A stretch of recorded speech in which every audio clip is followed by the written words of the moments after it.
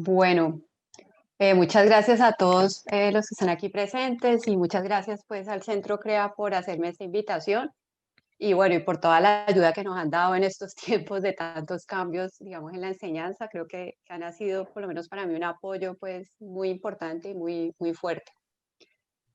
Bueno, mi nombre, como ya lo dijimos, es Lina Sofía Valenzuela Dou. Yo soy del Departamento de Gestión Organizacional de la Facultad de Ciencias Administrativas y Económicas, y llevo 10 años en la universidad, eh, y he dictado pues varios cursos, pero digamos que el que más he dictado a lo largo de estos 10 años es el curso que se llama Organizaciones. Para ponerlos un poco en contexto de qué se trata este curso, es un curso que es del núcleo común y creo que es de los pocos cursos que ven todas las carreras, las licenciaturas. Entonces, por nosotros pasan todos los estudiantes de la universidad. Eso pues es un reto porque, digamos, uno piensa, no, es más fácil si todos son médicos o son abogados, uno les habla pues de las organizaciones, digamos, enfocadas, pero ¿qué hacer pues cuando son pues diversas carreras? ¿Cómo hacemos para engancharlos?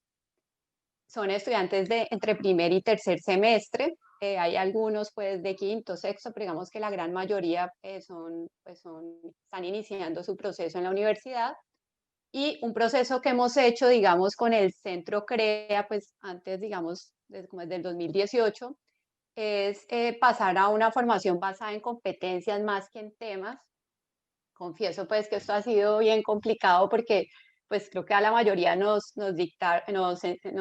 educaron pues con una formación, digamos, basada en temas, y pues todos sabemos que cambiar esa forma de pensar, digamos, a lo de las competencias es bastante complejo. Entonces pues hemos hecho un proceso, creo que hemos avanzado bastante, pero pues digamos siempre hay opciones para más cambios.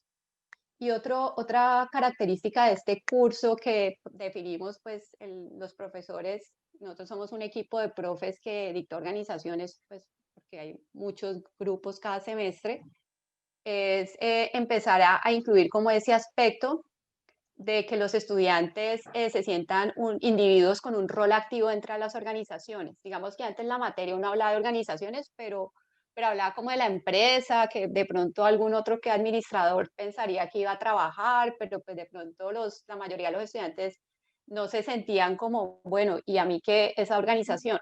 Entonces hemos volcado todo como a esas competencias que pueden ser como transversales a todas las carreras, y sobre todo que les encuentren sentido pues desde su rol actual como estudiantes, y pues no les toque como pensarse pues en unos años cómo van a tener un rol en las organizaciones que vayan a pertenecer.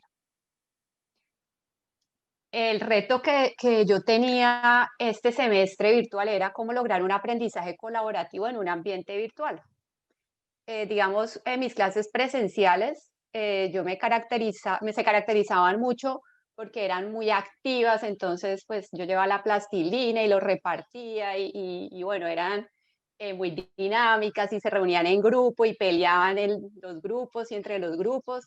Y yo decía, bueno, ¿y esto cómo lo va a lograr pues en un ambiente virtual? O sea, yo ya hasta llegué a pensar, ¿será que es logísticamente posible mandarles como el kit a cada estudiante? Pero pues resulta que tenía estudiantes hasta en Italia. O sea, eso pues, no, o sea, eso no se podía hacer.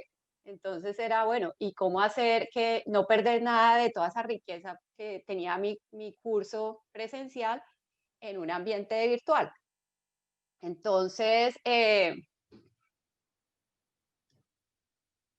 empecé a averiguar, pues como a revisar un poco más sobre la teoría de aprendizaje colaborativo y tratar de enfocar esto, cómo se podría lograr en ambientes virtuales.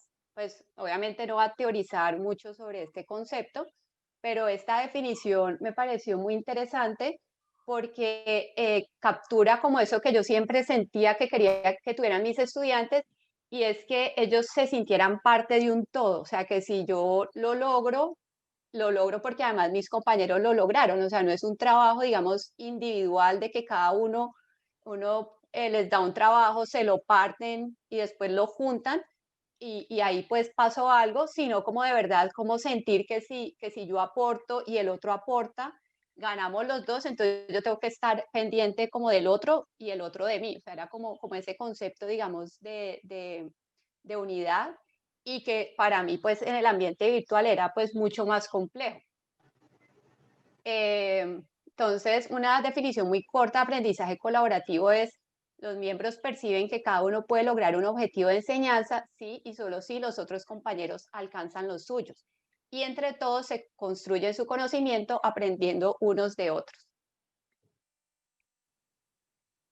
Bueno, una de las estrategias para este aprendizaje colaborativo era el trabajo en equipo. ¿Qué características debería tener este trabajo en equipo? Una interdependencia positiva, es decir, yo gano y tú ganas, o sea, no es como que yo gano a costa de que tú perdiste algo, sino como todos tenemos esta interdependencia y si la logramos, pues todos vamos a ganar. También se requieren unas competencias sociales adecuadas, pues que está la comunicación eficaz, unas buenas relaciones, una responsabilidad personal y también se requiere una evaluación periódica. Entonces, digamos, grandes rasgos, pues estas son algunas de las características que debía tener este trabajo en equipo. Entonces, este es como el preámbulo ahora yo que implementé en este semestre. Como se darán cuenta, pues la gran descubrimiento fue Miro, pues que es un tablero, digamos, para mí fácil de usar, pues yo he sido, me ha gustado mucho todo el tema de diseño, pero creo que puede tener una complejidad media para otros, pero finalmente lo vi de una presentación que pusieron en el CREA los profesores de diseño y yo dije, esto es lo mío. Pero hay otras alternativas, digamos, para hacer este tipo de experiencias que yo creé acá en este tablero. Pueden ser más sencillas, desde simplemente un archivo compartido donde todos los estudiantes puedan colaborar. ¿Qué estrategias utilicé en trabajo en equipo? Y confieso que esto ni siquiera era tan estricta cuando era presencial, o sea, yo daba de hecho como que ellos armaban su equipo y que trabajaban bien, y con esta virtualidad, eh, con todo el tema de que hay que planear muy bien, pues antes de ejecutar, que pues en realidad también debería ser en la presencialidad, pero pues no sé, no lo tenía tan presente, introduje varias herramientas tanto para conformar los equipos como para que ellos se evaluaran. Entonces, por ejemplo, utilicé como estos esquemas y era simplemente, bueno, estos pelados se juntan, además deliberadamente armaba grupos interdisciplinarios y dándole todo el valor pues a lo que podemos ganar del otro que no estudia lo mismo mío, sino que tiene un perfil diferente. Entonces, esto fue como algo súper bueno para estos cursos de organizaciones donde están todos de todas las carreras y los ponía a pensar en los roles que podían tener, sus metas, sus valores, las reglas como equipo que iban a tener, expectativas, metas, fortalezas y debilidades. Esta era como la parte formal digamos, de ese trabajo en equipo. También utilicé como esquemas, por ejemplo, donde también se analizaba el trabajo en equipo a la luz de las temáticas que hacíamos en clase. El curso de organizaciones manejamos 4 perspectivas y manejamos mucho el concepto de instituciones. Entonces aquí los ponía en unas sesiones más adelante, listo, cuáles son las normas del equipo que podrían ser como un tipo de instituciones a nivel de su equipo. Eh, Algunas reflexiones desde la perspectiva política frente a su trabajo en equipo, desde la sociológica y desde la económica. Entonces aquí integraba tanto la temática que veíamos en el curso como el tema del trabajo en equipo.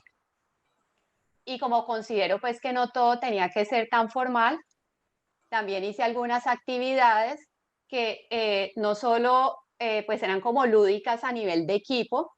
Entonces aquí, por ejemplo, era simplemente cada equipo arme sus monstruos y hagan una escena monstruosa como equipo. Obviamente iba ligado, digamos, al trabajo en clase. Este lo hice para el trabajo final, entonces ahí tenían que poner también el rol que iban a tener en el trabajo final, eh, algunas características del equipo o del trabajo final. Pero este tipo de, digamos, de actividades lúdicas no solo siento que los unió a ellos como equipo, sino como salón, porque al final yo mostraba como todos los monstruos y los superpoderes, y bueno, es bastante jocosa la creatividad que tienen los alumnos, y eso pues también permite como que se conozcan un poco más entre todos, pues más allá de las intervenciones académicas que pudieran hacer o de las reflexiones individuales que también logré hacer. Ahora les voy a mostrar un ejemplo. Entonces, digamos que a nivel de equipo, manejé estos dos aspectos, como algo formal del equipo y otras lúdicas, pues para también fortalecer ese trabajo en equipo. Los espacios para desarrollar en el trabajo en equipo los dividí como actividades dentro de la clase y otras evaluaciones. Entonces, ¿qué actividades? Ejemplos de actividades que hacía en la clase, como les dije, mi clase siempre se había caracterizado por ser muy activa en términos de hacer pues cosas aplicadas a la teoría, pero ellos tenían que hacer. Y yo dije, no, o sea, ya la pandemia no me puede quitar eso, o sea, me tengo que inventar cosas que compensen y que desde la virtualidad logremos lo mismo o hasta mejor. Entonces, por ejemplo, una profesora del equipo, esa es la ventaja de tener un super equipo de profesores en organizaciones, encontró esta aplicación que es de Lego y ellos prácticamente arman las fichas, o sea, lo que antes les llamábamos la bolsita a la clase a cada una, pues ahora era algo virtual.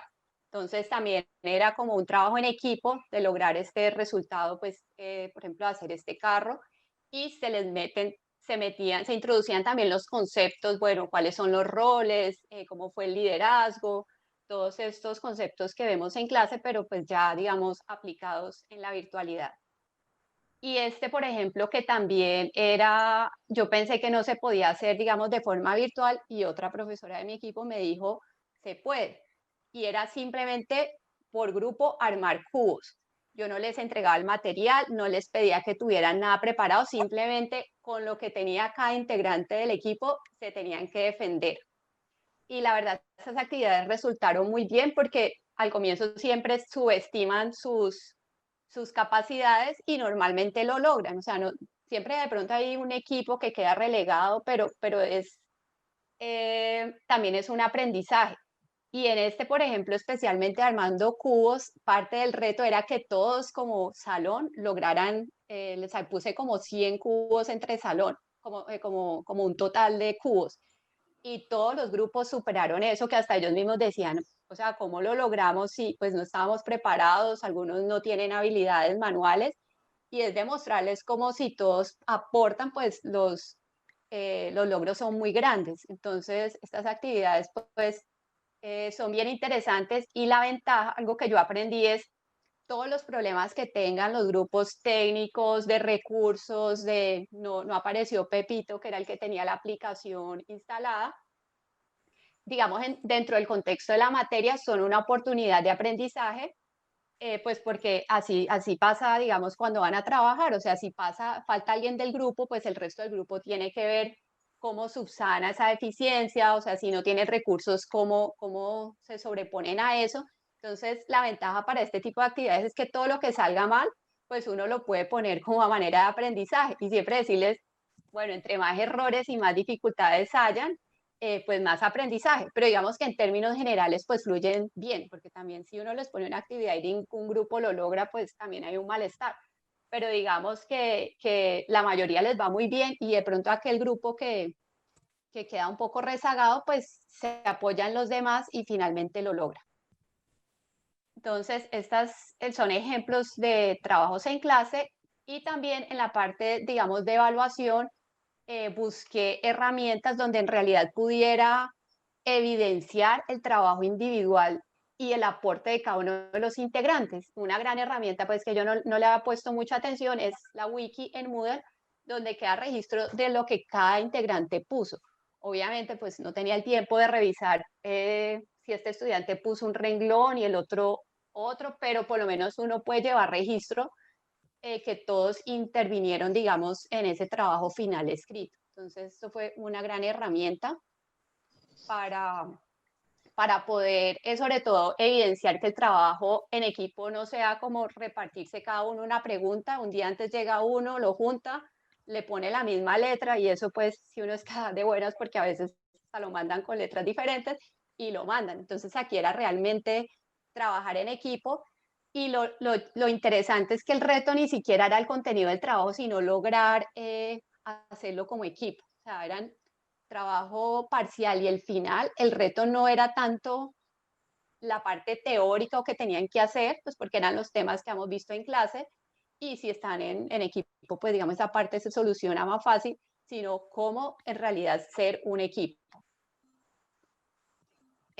Y no sé, Henry, si tengo tiempo para mostrarles un ejemplo de cómo son los tableros de mis clases. Sí, profe, dale, tranquila. Bueno, les voy a mostrar un ejemplo rápidamente de los tableros de mi clase. Se ven llenos de cosas porque otra cosa una estrategia que utilicé en este semestre y que en lo presencial no era tan clara es, pues, primero, tener actividades cada 15 minutos que variaban desde lo individual hasta los grupos conformados o grupos mixtos entre todos los del salón, pues para que se conocieran un poco. Y lo otro era tener muchas actividades y dependiendo de cómo fluía la clase, de acuerdo a la temática, por ejemplo, que se enganchaban más, hacer unas u otras. Entonces, digamos que terminaron siendo clases un poco más adaptadas a la necesidad de cada grupo. Acabo de decir que este semestre tenía 4 grupos, entonces, digamos, cada grupo se prestaba para cosas diferentes y en realidad así fue. Si uno tiene pues una clase de pronto, bueno, hasta ese grupo puede ir evolucionando, pero eso era bastante interesante. Y algo también que me funcionó muy bien este semestre, para uno saber, ahora hablábamos que a veces uno no sabía si había vida, digamos, en la clase, o sea, si había alguien conectado, era el tema de las reflexiones individuales, donde yo les pongo un tablero, cada uno con su nombre, y tienen que hacer una reflexión. Entonces, esta es una forma, pues no solamente de que cada uno tenga su forma de expresarse, porque todos sabemos que no todos, digamos, o tienen las condiciones técnicas o no sé, o sociales para prender la cámara o para hablar delante de un grupo de 40 personas que no conocen, pero la mayoría, digamos, se les facilita un poco la escritura.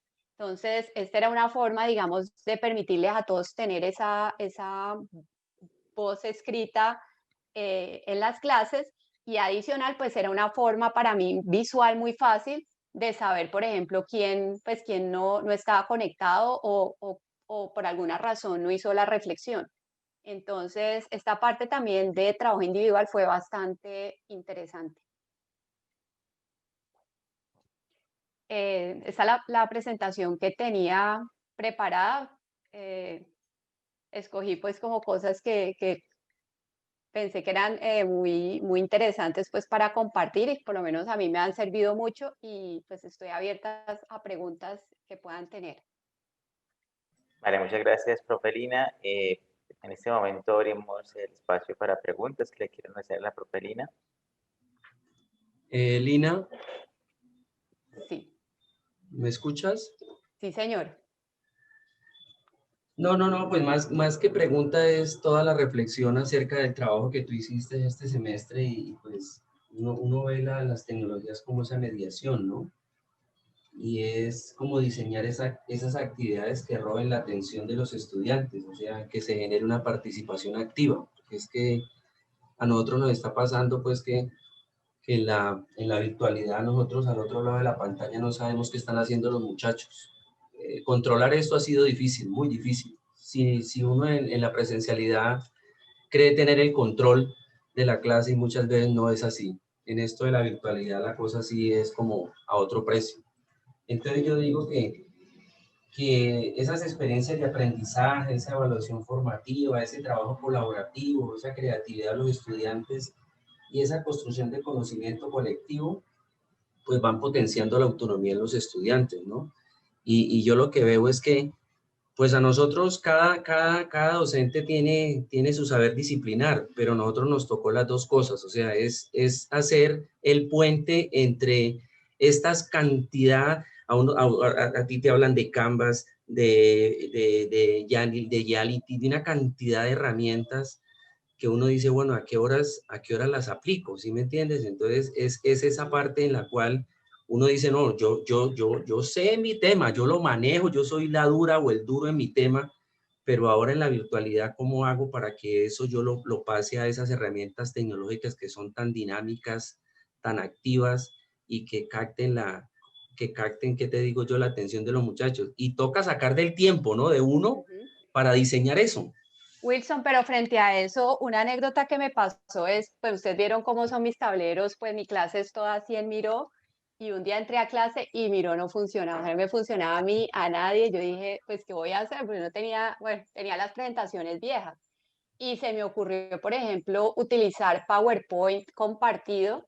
Entonces, mira que al final del día, digamos, las herramientas tecnológicas pueden ser las que utilizamos adaptadas. Entonces, si tú coges un PowerPoint y lo pones compartido y pones los espacios para que cada una parte para que cada grupo participe, digamos, logras el mismo efecto que puedes tener en un tablero. Ya. Entonces, a veces es también pensar en las herramientas que nos sentimos más cómodos y actuales, cómo Ujú. las podemos poner. Yo también pensaba, de pronto a alguien le puede ser más fácil compartir una tabla de Excel y que cada grupo o cada individuo haga su aporte y el efecto es el mismo. Obviamente, Miro es bonito y uno le pone el video y tiene votación, tienen un montón de cosas, pero yo también creo que cada profesor debe encontrar aquello con que se siente más cómodo, la herramienta que se sienta más cómoda, Sí. porque como tú dices, Wilson, pues uno maneja el tema, pero además ahora es abrumador, o sea, abrumador. ¿Qué utilizo? Utilizo Miro, utilizo, hay otros tableros, o entonces uno puede empezar con lo básico de lo que uno tiene e ir como escalando. Entonces, nunca he utilizado un tablero, pues ensayemos compartir PowerPoint y lo hago interactivo para mis estudiantes. Y les pongo una tabla en Excel para que cada uno reflexione. Pues puede ser más bonito el post-it de Miro, pero para efectos prácticos logras lo mismo. Entonces, también a veces uno puede ver de lo que tiene, pues cómo lo apoya para no llenarse pues de un montón de herramientas y de cosas nuevas tecnológicas. Esas pueden ir como llegando paso a paso. Ajá, Vale. ok.